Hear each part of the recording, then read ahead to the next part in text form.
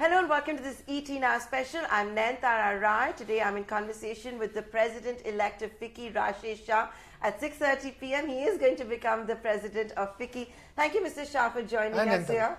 Big bang entry for the first time ever. The Prime Minister on stage addressing an AGM of FICCI. That's never happened in 90 years of the industry body's existence.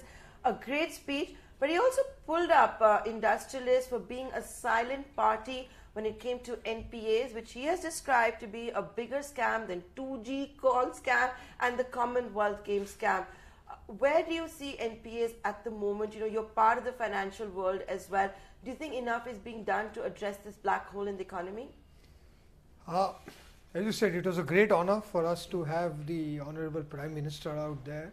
And as is his job is to give us feedback. And I think we should take the feedback with all the gravity and the seriousness that it deserves. So I think it was good feedback that came, because we are trying to change the way of the system of the economy, where the government worked, where the industry work, and I'm sure as he's giving feedback to the industry, he's also giving feedback to the government, to all the bureaucrats and all, on how change has to be affected. So I'm sure he's fairly consistent on that there is a change that is required, it is imminent, and I think it's already underway. Yeah. On the NPA crisis, I think if you look at the amount, we are looking at about 10 to 12 lakh crores of stressed assets in the banking system. And even if you take a haircut, which is estimated by some of the credit rating agencies at about 5 to 6 lakh crores, this number is fairly large. I think, I mean, as compared to all the other scams. So this is obviously a big cost to the economy, big cost to the country, big cost eventually to the common man, because the taxpayers, because the government is recapping this. Though I do think government will end up making a good handsome profit on this, so it won't ultimately be the burden on the common man. But at least currently that investment is inadvertently has to be made to make sure the banks become stronger again. And I think it's a good thing government has done. I think on the NPA crisis we are in the end game now. Is it has it bottomed out, you think? I think the quantification, the identification, the classification, all that has been done. There are very few real NPAs which are hidden away anymore. So you have done that, which is usually the first step. The second step usually is providing for it, because you have to what is called mark to market. Because if a loan which was say 100 crore, if the actual recovery value is only 45 crore, then you have to provide the other 55. That is halfway done, but with this recapitalization, even the provisioning part will get over. So you've done the identification, you've done the provisioning. Now you have to do the resolution and then revival. You have to and resolve. We still haven't seen a harvest. For example, in the the case of all that spending in the NCLT, and Actually, there are quite a few actual resolutions have happened outside of NCLT also, because you can do the resolution inside NCLT or outside. Outside it, yeah. Outside I'm talking about the big accounts. I'm talking about the ones that the RBI has identified. And I think I can assure you, before March, you will see a few resolutions being done, and then the revival will start. Because after you resolve, where you restructure the debt, you convert part debt into equity, you give maybe additional funding if required. When you do all of that, is when you say the resolution part is over. So first you identify, then you provide, then you resolve. So before and March, then you revive. Expecting one of the and then you dirty revive. dozen to be resolved? At least a few of those, at least 3-4 of those will easily get resolved before March. But then the revival starts, which should be another 2 to 3 years, because you can't convert a company which was in stress overnight in a healthy company. It takes about a couple of years for that. So we think by 2020, 2021. We will complete all 4 steps of the stressed asset issue. And idea is, I think all of us as investors, as a media, should understand that this is a step-by-step process. This has got built. This entire stress started from 2010 onwards. It got built over 5-6 years. It will take you 2-3 years to. So you think resolve. 3 years till this is behind us? Absolutely. So after the 2019 elections. But the good news is, as I said, the providing will be over in the next 18 months. So classification is already over. The provisioning is half over. The balance will get done. The resolution will take another couple of years for all the accounts to be resolved. and then the revival is another couple of years after that. So I think we have to do this step by step in a very systematic process. The government has put the enabling mechanism for all of that. I want to come to that. The Prime Minister also at the FICCI AGM said he looks forward to working with you and to keep getting feedback from industry.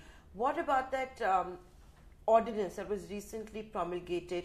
There are reports it might be reviewed. There have also been reports that are coming out. The way it is written at the moment, none of the big players can actually be part of the revival plan. Whether it's a JSW or whether it's a Tata, for example, they can't, simply because of the way it's been structured. What would you, as FICCI president, advise the government?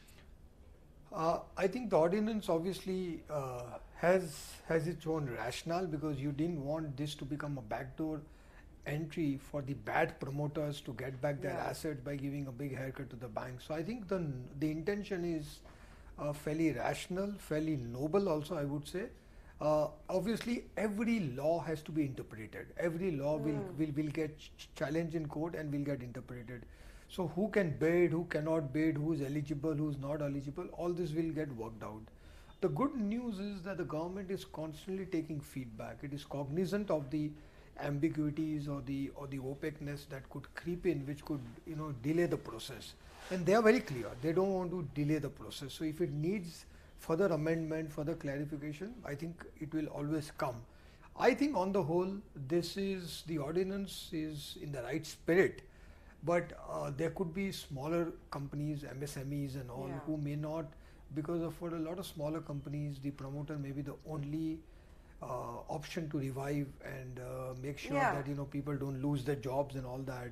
So I think there might be a carve out for that, but we just have to see how the government weighs all the pros and cons, because they are always counterbalancing forces on every issue. So I think this government is constantly considering it. They are talking to people like us all the time, and I think they will make a fairly good approach to this, which is very balanced. Mr. Shah, a lot of your peers in FICCI as well, and a lot of other industrialists will also be hoping that the government doesn't go after the guarantors, doesn't try to start seizing personal assets, which may be something what the common man wants to see. Why should they continue to live lavish lifestyles or have the kind of houses, plush homes that they should have? This is going to be a tough one for you to balance out as FICCI chairman. Where do you stand? No, I think at FICCI we are very clear. If a corporate has taken money and if somebody has guaranteed it, whatever obligations are there, they have to be met after due process has been done. So I think guarantees, if they are invoked and all, there should be enough process that you follow that. So it should not be like a hammer that you just take a hammer and go after everybody. But idea is to follow due process. But at FICCI we are very clear that the obligations have to be made, whatever are the contractual obligations. So if somebody is given a personal guarantee, then that may be invoked. I think in India currently the process around that is still not well evolved.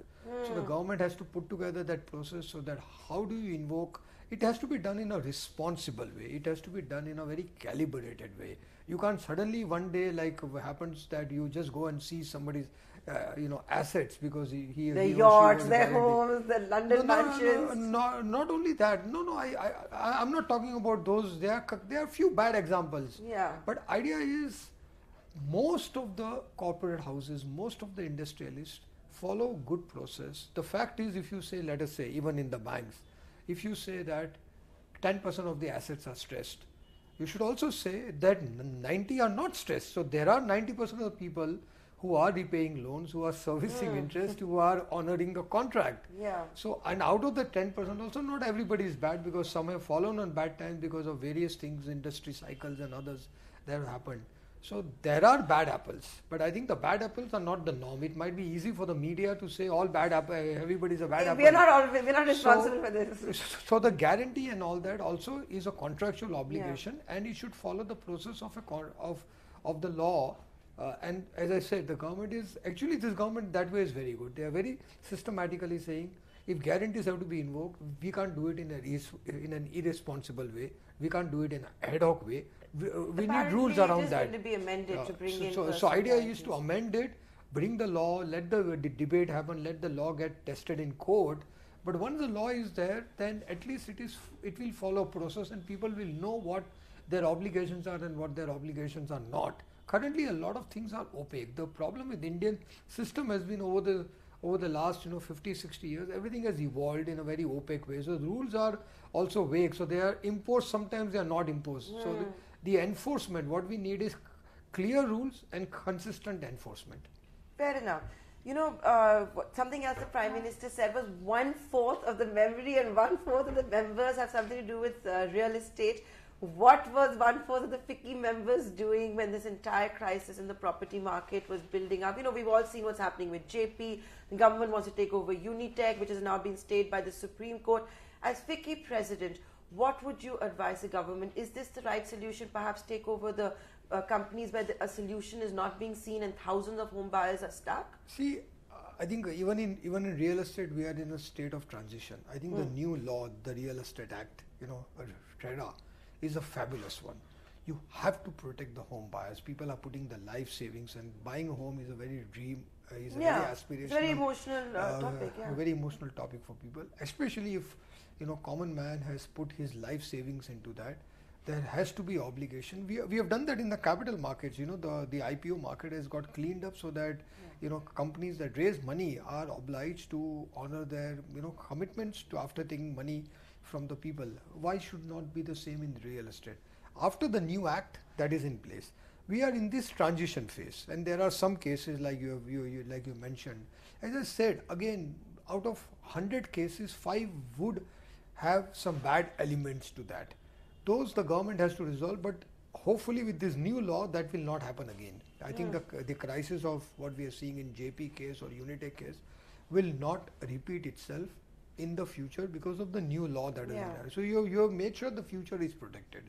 About the past, out of 100 cases, there are 5 or 10 cases which have to be resolved, and how to resolve them is going to be a very case by case method. So we are trying something in Unitech, government is trying something, the courts are saying something else. It will play itself out. Obviously there is a lot of excitement and sensationalism around that, but also remember that more than 95% of the housing projects have got done and delivered, and people have got their homes. The 5% that have not been delivered, where the developers have taken money but not honored their commitment, are the ones which are in the news. So we should make sure. I think that number is a bit exaggerated, Mr. Shah. I can assure you, if you want to sit with me and we want to compare notes, because we do real estate. Yeah, I know you do. As an asset class, there are more than 95% of the housing projects which have got completed, delivered on time, or maybe a little bit aage piche, but it is all the customers are happy with that. What has happened is, and what used to happen earlier, when the projects were delayed, customers were okay because the prices were going up every year. Now that's because of the last 3, 4, 5 years, prices have been stagnant or have come down a little bit. Any delay is now costing the customer and not giving him any benefit. When do you see a revival of this asset class?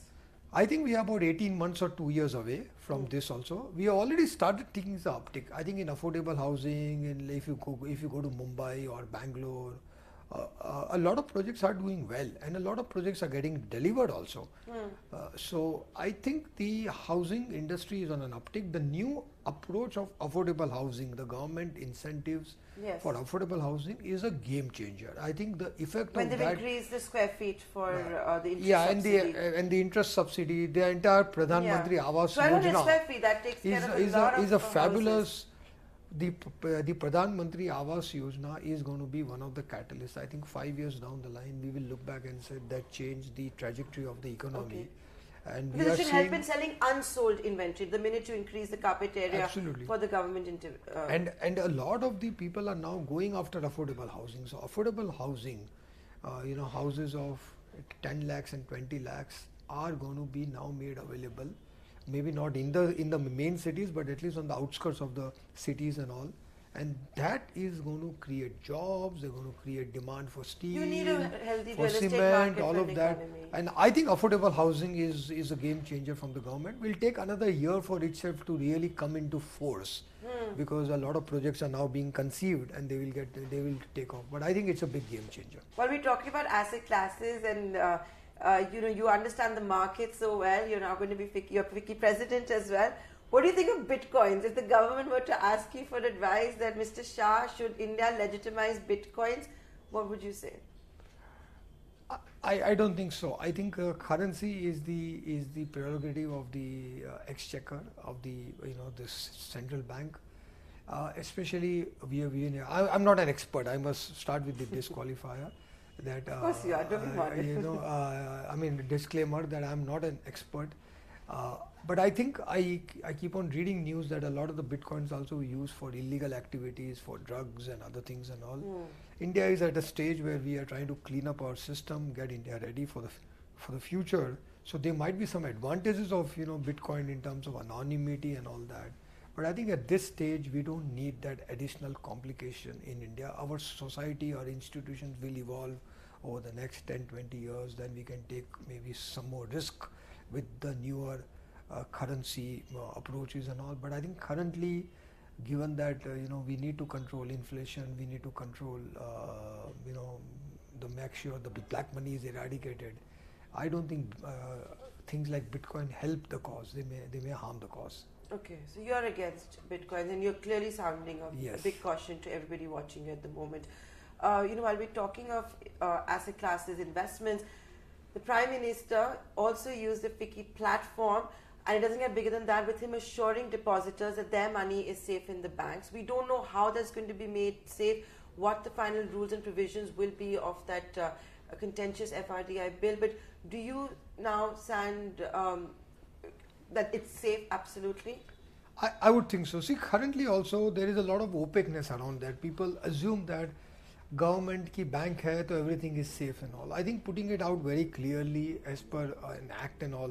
So again, as you see, structurally the government is doing one by one, making things clear, making the law. There were a lot of WhatsApp messages doing the rounds, for example, that your money is not safe in banks. See, in India, FD doesn't get you any. See, in India, any rules we make, whether it's GST, whether it's RERA, whether it's insolvency bankruptcy code, it comes with a lot of contentiousness, because partly I think Indians are very wary of any rules, because over the years they have seen the rules have always worked against the common man rather than for the common man. So there is a natural apprehension.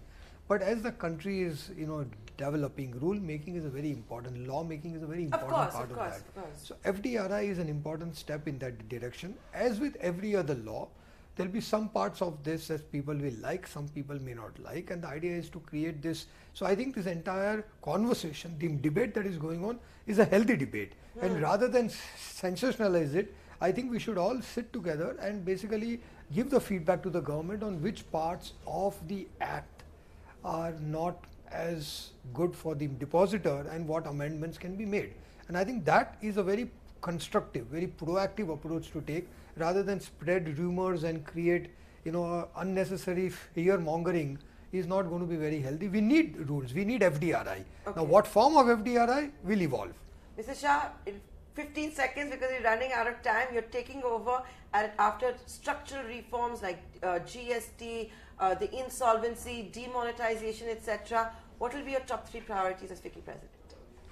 I think the first one, as the Prime Minister also spoke yesterday, I think MSME. MSME is a very important. Even there are some things in the insolvency bankruptcy code that could hurt the MSMEs. So we have to work with that. Make sure the MSMEs are protected, because they are the ones who are going to create a lot of jobs as we go along. So I think MSME is a very important part. The second one is going to be on, as we said, affordable housing, because that has a lot of linkages with the real economy, and going forward will be because a lot of Indians still need pakka houses, and that's the need for the country for the next, I think, 20 years. And the third, I think, would be startups and how do startups scale up also, because we don't need only startups, we also need startups to start and then scale up, because when they scale up, they create value. So I think creating an environment where startups can happen, they don't have too many entry barriers, but along with that, as they start scaling up, they don't come across hurdles all the time, and they can, as smoothly as possible, scale up their businesses when they get their strategy and the products right. Okay. Mr. Shah, a pleasure talking to you. Thank you so much for talking to ET. Now we wish you all the very best. Thank you.